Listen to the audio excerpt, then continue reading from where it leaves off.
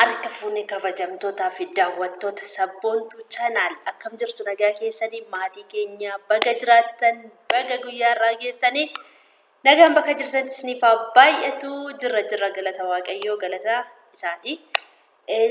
Chanaala kanaaf ara warri taatan subscribe like share comment gochuu hin dagatina isiniin jechuun barbaada.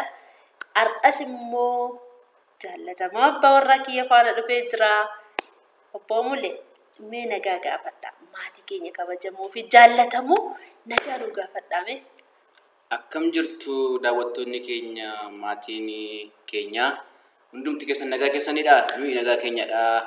Lafa jirtanitti nagaan isiniif haa ta'u jecha itti fufi. Garuu xiqqoo natti dhaga'amee jira.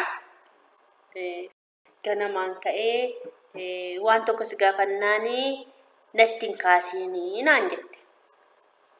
Daawwattoota keenya faana si gaafachuuf hin dhufee daawwattoonni koo yeroo baay'ee furmaata waan naa laataniif kanaaf isaan irraa yaada isaanii yoo nu kaan xiqqoo fudhachuu dandeessa yookiin immoo nu araarsuu danda'u yookiin immoo jadduu keenyatti jaarsummaa nu taa'uu danda'u.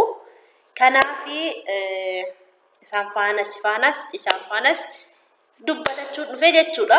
Mana keenya keessatti wanti isin dhoskinu kunoo hin jiru. Isiniif tifinnee himna.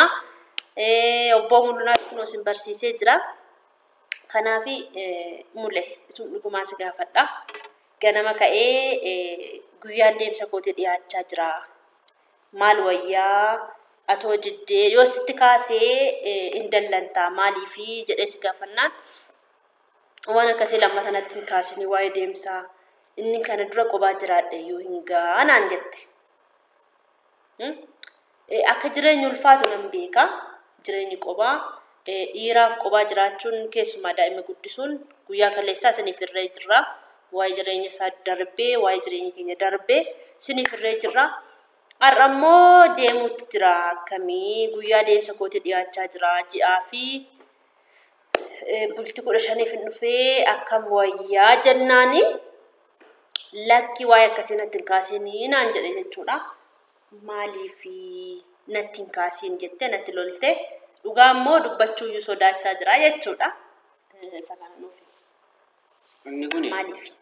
Inni kuni lammeessoo akkanatti ka'u waan hin barbaanneef jireenyiin kanaan dura qobaa dabarse ana akka du'aatti hin ilaalan kana booda jechuudha. Akka du'aatti yookaan isa kanaan dura dabarseen gadi natti ta'a waan jedhu sodaa waan hin qabuuf isa kana utoo waa'een kanaa natti ka'uudhaa baate gaariidha. Sababni isaa maaliif beektaa? Asumatti hojjettee hojii humtee sammuu qabdaa humna qabdaa waliin mari'annee ta'u asumatti hojii hojjennee jiraachuu hin danda'ama waan ta'eef jireenya biyya hambaa jireenya biyya namaa irra rakkinuma biyya keenya keessaa fuuldura dhaabbannee damdamannee tokko keessa ba'uun hin danda'ama waan ta'eef daa'ima kee guddifachaa mana haa xiqqaatu haa guddatu waanuma qabdutti gammaddee waliin jiraachuudhaan irra filadha waan ta'eef lammata akka waan tokko aksinatti ka'uun barbaadu. Kanaaf waan kana lammata akkanatti hin kaafne asumaan dhaamsa godha barfadha. Garuu amma tokko otoo hin deemee hojjedhee waggaa tokko naafa waan ta'eef kontiraata waggaa tokkoof naafa waan ta'eef otoo hin deemee hojjedhee deebi'ee dhugaa natti tola jechuudha. Garuu ati immoo akkasitti kaasuus hin barbaaddu natti hin kaasiinii ingaa kunuun egaa kuniyyuu nu ga'a kan Waaqayyo nuuf kennee Waaqayyo tachii seekee hojjettee dhuftee isa si gargaaree ingaa naan jette. Garuu immoo eeyyeen Waaqayyo amma somma na gargaara yoo deemee waggaa tokkitti kana xumuree dhufe maal qaba? Bakka gaadha. Ammamtu jettee gaadha. Suma jirutti waan daballee ta'u waan mijeessu. Asumatti hojjettee jiraachuu hin danda'amu waan ta'eef ani kana booda dhimmi waan kana wal qabatu akkanatti ka'uun barbaadu. Dhiifama naagoota waa'ee kana natti hin kaasin. Warra beekantu beeka qobummaan maal akka fakkaatuu fi akkamittiin akka ulfaatu warri beekan jiraachuu ni malu waan ta'eef isa kanasumaan ifa manaa gootee waa'ee kana ajandaan kana akkanatti hin kaane. Kanaan boodatte jechuudha. Natti kaasuu hin barbaadu. Akkanatti naafsu hin barbaadu. Egaa daawwattoota keenya akkasumaan jedhee jira. Maa gochuun qabu akkuma biyyi jiraatutti jiraata ingaa mana qabdaa mucaa qabdaa naan jechaa jira jechuudha. Dhugaa namni biyya Arabaa bare xiqqoo birrii barreerra waan ta'eef gannuun teessisu garuu otoo hin deemee hojjedhee annatti tola jechuudha. Maaliif kana hundumaa sirreessee waan xiqqoo irratti waan guddaa amma otoo waan deemee sirreessee ammas waan yoo jireenyi keenya garuu nu hin tuulamusi.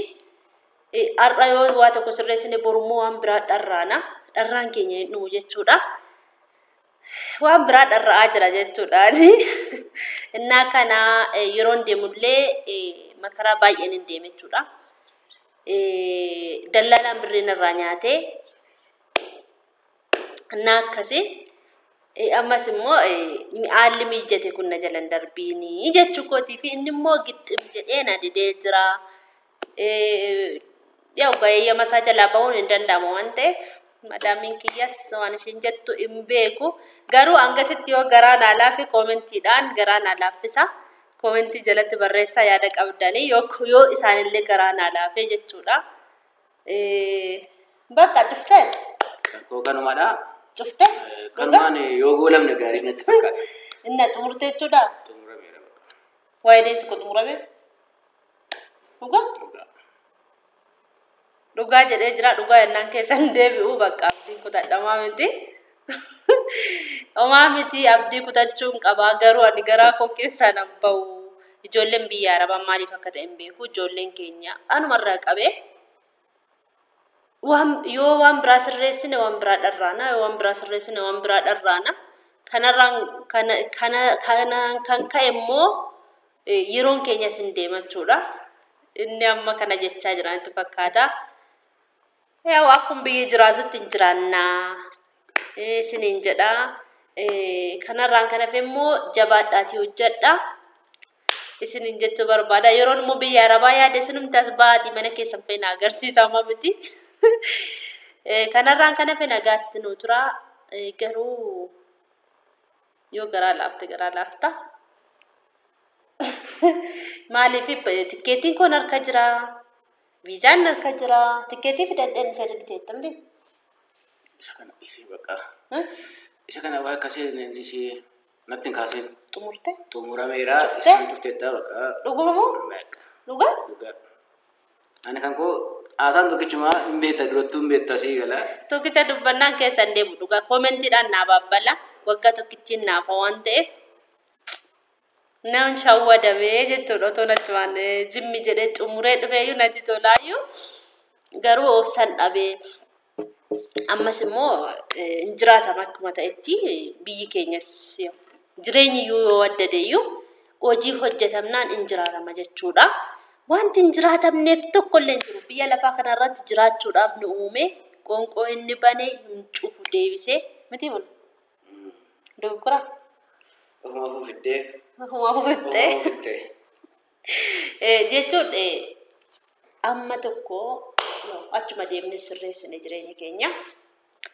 Kana jechaadhaaf malee biyyi keenyas amma yoo itti hojjettee nu hojjetama. Kana yoo itti hojjettee nu hojjetama. Yoo itti jiraatte